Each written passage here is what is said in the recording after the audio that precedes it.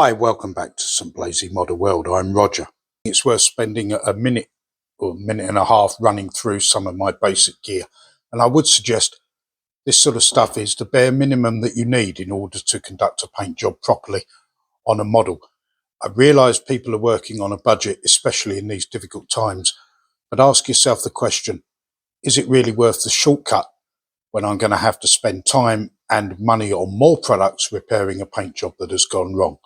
So let's have a quick look. And by the way, none of this involves an airbrush.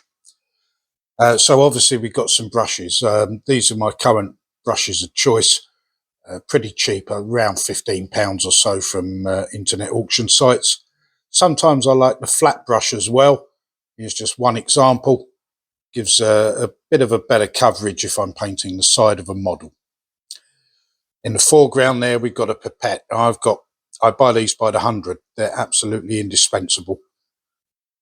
Next up, we've got a painting stick. This is the one I'm using.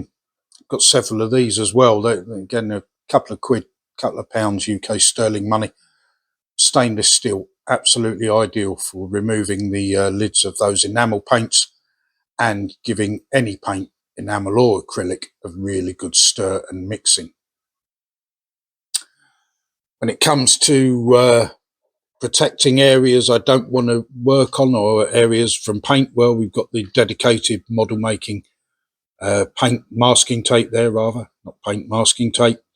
Please don't use the generic masking tape that you can buy from DIY stores. The grain on that stuff is too coarse, the paint will bleed through it, you won't have a sharp line. This really is the way to go, and this stuff's available in different sizes, and it really will give your straight lines a crisp look.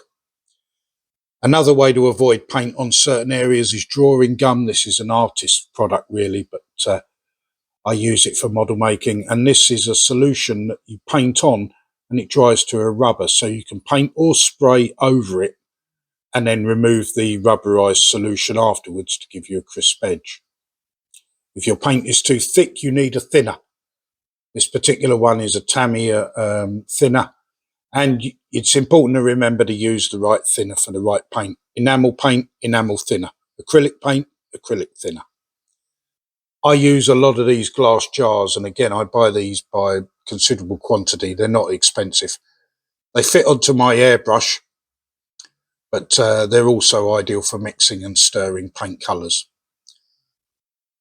If I'm working on something that I need to keep still, I've got my helping hands here with the magnifying glass. Brilliant for me because I'm getting on a little bit. You might surprise you, but it's true. And this helps hold stuff still and allows me visibility. Doesn't cost a lot of money. Another alternative is to use this stuff. This is a florist's product. It's called Oasis. I'll just give you an example of how it works. Stick that in there, holds it still, means you can get on and paint. Once you have finished painting, of course, you need to clean. Acrylic stuff, cold water and dishwashing liquid, washing up liquid here in the UK. Important to use cold water. Please don't use hot water, it'll set the paint. And if it's an enamel paint that you've been using, white spirit, or if it's in an airbrush, go with a dedicated airbrush cleaner. This one is a Vallejo product. They make great stuff as well. So that's the sort of basic gear that I use in all of my painting applications. I'd love to know what you use and what you think about my selection. Leave a comment below if you have time.